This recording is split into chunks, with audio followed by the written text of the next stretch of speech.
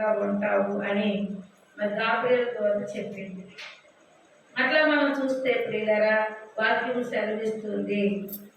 12వ వచనములో రాయబడిన మాట,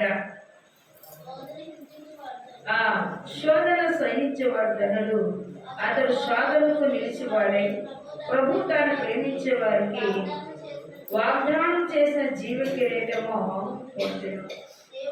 ఉన్నప్పుడు అలాంటప్పుడు ఏమంటారంటే నేను నిజంగా దేవుడే నన్ను శోధిస్తున్నాను. ఇక్కడ అన్ని గోత్రాలకి సంబంధించి శుభవచనాలు చెప్పాడు యాకోబు గారు.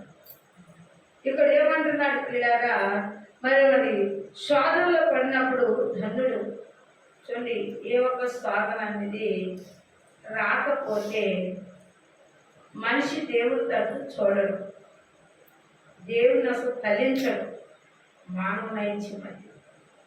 కానీ ప్రతి ఒక్కరికి ఒక్కో సంస్థ ఉంటుంది. సంస్థ లేదు అనే మాట ఎవరికి ఉండదు.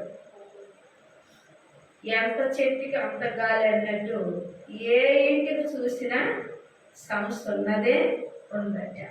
కానీ ఆ సంస్థ అంటే ఆ శోధనలో ఉన్నప్పుడు ధన్యుడు అన్నాడు.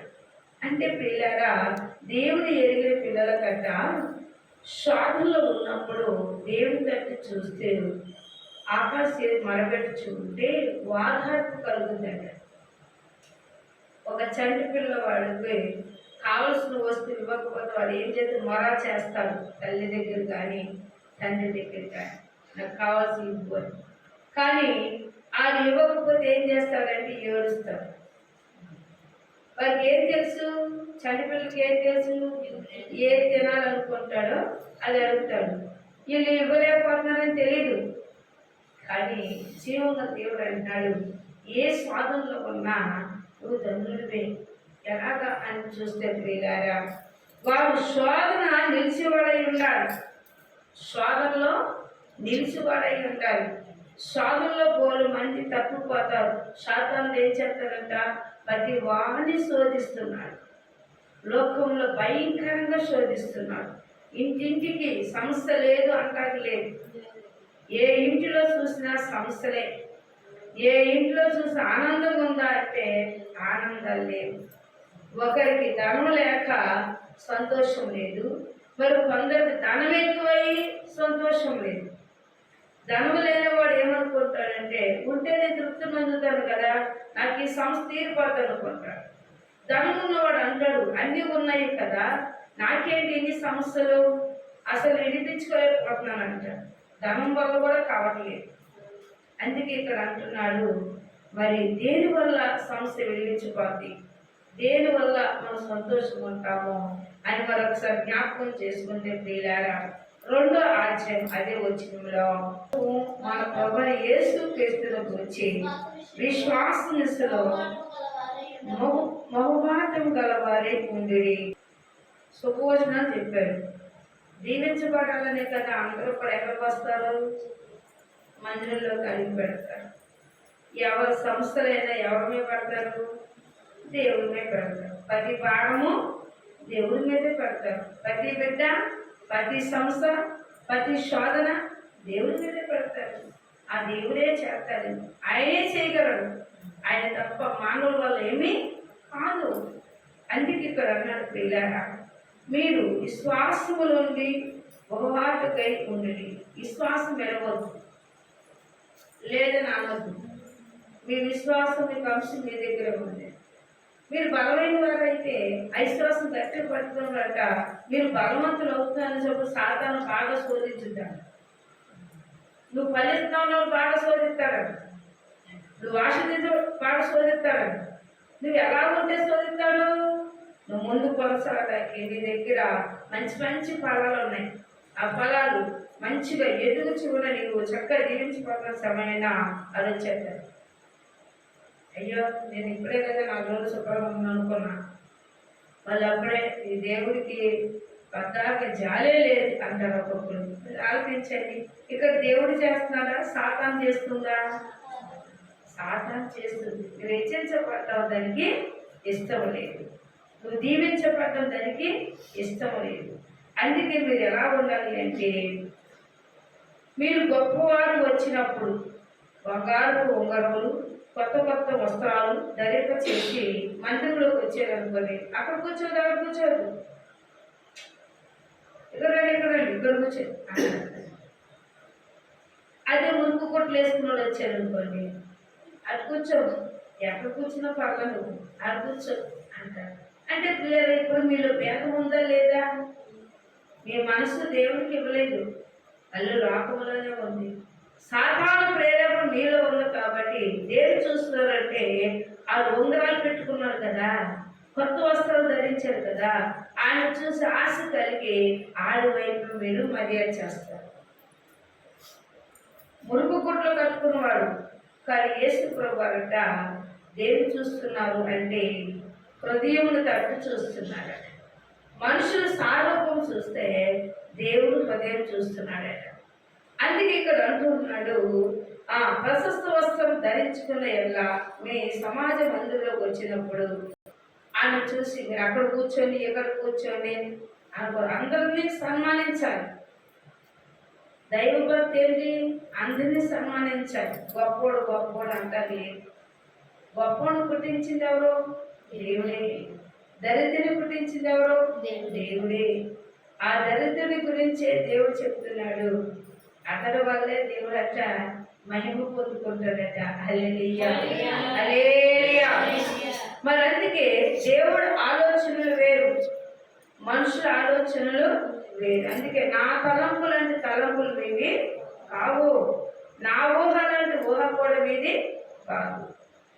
లోకం తట్టి చూస్తూ, లోకం వైపు చూస్తూ ఎంతసేపు మీరు ప్రశస్తమైన వస్త్రాలు బంగారమును చూసి మురిసిపోతారు. కానీ దేవుడు హృదయాంతరంగమును చూసి ఎవరు మొరపెట్టుచున్నారా, ఎవరు దేవుడి మీద ఆనుకున్నారా, ఎవరు క్రియలు కనపరుచుకున్నారని దేవుడు చూస్తారట. అందుకే ఇక్కడ అంటున్నాడు, వీడిక్కడే మంచి స్థలమును కూర్చోమని మరి చెప్పురి. ఈ బేరును సరి చేసుకోవాలి. నువ్వు సాధనలో పడుతున్నావంటే ముందు ఈ క్రియలను కనపరుచుకోవాలి. దేవుని యొక్కకి ఏం కావాలంటే క్రియలు, నీ క్రియలు కనపరచబడాలి. క్రియలు కనపరచడానికి యాకోబు దేవుని యొక్క వాగ్దానాన్ని పొందుకున్నాడు, ఆశీర్వదించబడ్డాడు, దీవుని తీసుకున్నాడు, దేశ భాగం తీసుకున్నాడు, తల్లి వద్ద నుంచి ఇంటి నుంచి వెలివేయబడ్డాడు. కారణము ఏ బయలు ప్రియులారా? దీవుని తీసుకున్నాం కదా, ఆ దేశ భాగం తీసుకున్నాం కదా, మరి వాడు ఊరుకుంటాడా? తల్లి చెప్పిన ప్రకారం రిబ్కా ఏం చెప్పిందో ఆ ప్రకారం వస్త్రములు తీసుకొని వెళ్ళిపోయాడు. మేనమామ ఇంటికాడ ఉన్నాడు, పెండ్లి చేసుకున్నాడు, పిల్లలకు అన్నాడు. 12 గోత్రములకు అధికారి కలిగి దేవుడు అతన్ని దీవించాడు. మామ ఆస్తి ఇచ్చాడా? ఇవ్వలేదు. అంత ఆస్తులు మామ ఇవ్వలేదు. ఆస్తి అన్ని గొర్రెలను ఒక్క గొర్రె కూడా ఇవ్వలేదు. చూసిరా, తన బిడ్డల కోసం ఎందుకు ఇవ్వలేదు అని మనం చూస్తే, మామగారట యాకోబుతో దేవుడు ఉన్నాడని ఆశ కలిగి ఉన్నాడట. యాకోబు ఉన్నంత వరకే మా ఇంట్లో దీవెనే, యాకోబు ఉన్నంత వరకు కూడా కొత్త లేదు అని అన్నాడట. ప్రియపడి భార్యలు కొనుక్కున్నాడు. చూసారా, మరి వాగ్దానం మనం చూస్తే పురుషులు ఏమిస్తారు? మా తెచ్చిన గారు ఏమిస్తారు అంటారా లేదా? మరి యాకోబుకి కట్నం వచ్చిందా? రాలేదు. దేవుని స్తోత్రములు. ఏ ఆస్తి ఇవ్వకపోయినా దేవుని సంకల్పన బట్టి ఆస్తులు సంపాదించుకున్నాడు. సంపాదించుకొని వచ్చినప్పుడు కూడా భయంతో వచ్చాడు. చిన్నప్పుడే అలా అనుకున్నాడు, పెద్దయ్యాక ఇప్పుడు నా సంతతిని, నా ఆస్తిని అంత శోధిస్తారు, నా ప్రాణం చేస్తారు భయపడ్డాడు. సగం ఆస్తి ఇచ్చేసాడు అన్నకి. అన్నకు ఆస్తి కరువా ఉంది, అయినా సరే కానుక ఇచ్చేస్తున్నా అన్నాడు. తన మనసు మారుతుంది, ఇచ్చేశాడు. కానీ ఏం చేశాడంటే, ఇంతగా నన్ను ఆశ్రయించిన దేవా, నన్ను ఎందుకు తీసుకొచ్చావు అని మోకరించాడు. రాత్రంతయు బాధపడ్డాడు, రాత్రంతయు ఏడ్చాడు. ఏడ్చాడని దేవుడు గట్ట పక్కకి వెళ్ళిపోలేదు, చెయ్యరవలేదు. దేవుడు అతనితోనే ఉన్నాడు. హల్లెలూయా, హల్లెలూయా. అందుకు శోధన సహించేవాడు ధన్యుడు. శోధన వచ్చినప్పుడు మరి ఆ శోధన వస్తుందని యాకోబు మోకరించి ప్రార్థన చేశాడు. యాకోబు ఎప్పుడైతే మోకరించాడో దేవుడు కూడా యాకోబుతోనే ఉన్నాడు. రేత్రంతా ఉన్నాడట. 3 గంటల సమయం దాకా ఉన్నాడట. చాలా మంది 3 గంటల సమయం 3 గంటల ప్రార్థన బలమైంది. లేచి ప్రార్థన చేసి మంచం మీద వాళ్ళు బయట పెట్టగాన నోరు కడుక్కొని చక్కగా నీవు ఎప్పుడైతే ప్రార్థన చేస్తావో వెంటనే దేవుడి యొక్క ఆలోచన నీకు టక్కటక నీవేది అడుగుతున్నావు ఆ దేవుడు సిద్ధంగా ఉన్నాడు. మంచం మీద పండుకొని 5 గంటలకు లేచి 7 గంటలకు లేచి ప్రార్థన దేవుడు ఆలపిస్తాడా? ఆలపించదు. ఎక్కువ జామున ప్రార్థన దేవుడు ఆలపిస్తాడు. ప్రియులారా, హల్లెలూయా, హల్లెలూయా. ఎక్కువ జామున కష్టపడేసరికి ఎక్కువ జామున వచ్చినప్పటికీ జనమందరూ లేచి పొలోమని పండుగ వెళ్ళిపోతారంట. ఇప్పుడైతే మరి ఇక్కడ రాయబడిన మాట, అప్పుడైతే ఏమున్నాయి? బాత్రూములు లేవంటే టాయిలెట్లు లేవు. అందరూ కూడా బహిరంగ సభ ఆలోచించరా, వరుస లైను, పిల్లలు ఒక కట్టుగా వెళ్ళేవారు. మరి ఇదివరకు ఏముండేవి చెప్పండి. మన పల్లెటూరు వాతావరణం మాకు పక్కన ఉన్నప్పుడు యాకోబు వెంటనే కాలు పట్టుకున్నాడు కదా దేవుడు కాలు. నువ్వు నన్ను దీవిస్తే కాదు నేను వదలను అని. వదిలే యాకోబు, ఓ జాకోబు వదలన్నాడు. వదిలేనా వదలలేదు. వదలకుండా పెనుగులాడాడు. మనుషులతో పెనుగులాడావు కదా ఇప్పుడు దాకా, దేవుడితో కూడా ఇప్పుడు పెనుగులాడు. ఇప్పుడు దాకా జాకోబు అన్న నిన్ను ఇశ్రాయేలుగా మార్చబడు. చూసారా పిల్లారా? హల్లెలూయా, హల్లెలూయా. పెనుగులాట లేకపోకుండా దీవెన వచ్చుద్దా? పెనుగులాట లేకుండా దీవెన రాదు. ఎవరైతే పెనుగులాడుచున్నారో వారు దీవించబడతారు. అందుకని శోధనలో ఉన్నవాడు ధన్యుడు. మరి ఏది శోధన లేకపోతే, ఏ భయం లేకపోతే యాకోబు పెనుగులాడతాడా? యాకోబుకు దేవుడు ఆస్తిని ఇచ్చాడు, పిల్లల్ని ఇచ్చాడు, భార్యలు ఇచ్చాడు, గొర్రెలను ఇచ్చాడు, పనివారిని ఇచ్చాడు, సమస్తం తీసుకుని తన ఊరికి వచ్చాడు. కానీ ఏ భయం పట్టుకుందే? ప్రాణభయం. అందుకే అన్నాడు శోధన సహించవద్దండి. అందుకే ఇక్కడ మనం చూస్తే దరిద్రులు ఎక్కడ నిలబడి లేక ఇక్కడ ఈ పాతికడ దిగులు కూర్చోమని చెప్పడం వల్ల నీలో కూడా భేదం ఉంది. ఆ భేదము దేవుడి దగ్గర నువ్వు కడగబట్టలేదు, శుద్ధికరంగా లేవు, నువ్వు దేవుడి యొక్క ఆశీర్వాదాలు పొందుకున్నవాడుగా లేవు. దేవుడు ఇద్దామనుకున్నా దేవుడి ఆలోచనలు దూరంగా ఉంటున్నావు. నీ ఆలోచనలు వేరేగా ఉన్నాయి. అందుకే ఇక్కడ చెప్తున్నాడు, చెప్పిన మీ మనసులో భేదం పెట్టుకొని మీరు దురాలోచనలతో విమర్శించున్న వారు కారా? మీలో భేదం ఉంది. చూసారా, దేవుడికి మనిషికి ఏది అర్థం? దేవుడికి మనిషికి ఏది అర్థం? నీలో ఉంచుకుంటే ఆ పాపం వల్ల దేవునికి మనిషికి అడ్డుకోవాల నిలిచింది. కాబట్టి దేవుడు అన్నా నీ దగ్గరకు రావాలంటే నువ్వు ఆ పాపాలను వదిలే. నువ్వు నా దగ్గరకు వచ్చావు, నీ దగ్గరకు వస్తాను, నువ్వు ఆ పాపం వదిలే దేవుడు అంటున్నా. ప్రభు చెప్తున్న మాట వీళ్ళేం చేసి వేల భేదం ఏదోనే ఉంచుకొని దేవా దేవా దేవా దేవా పిలుస్తున్నావు. నీ దగ్గర రావాలంటే నువ్వు పాపం వదిలే అంటాడు. పాపం వదిలేకే, అతను శుద్ధిగా చేయడాకే, అని ఆస్వాదించడాకే ఆ ప్రాణ భయం కలిగింది. శోధన జయించడానికే మోకరి మీద ఉండి పెనుగులాడాలి దేవుడితో.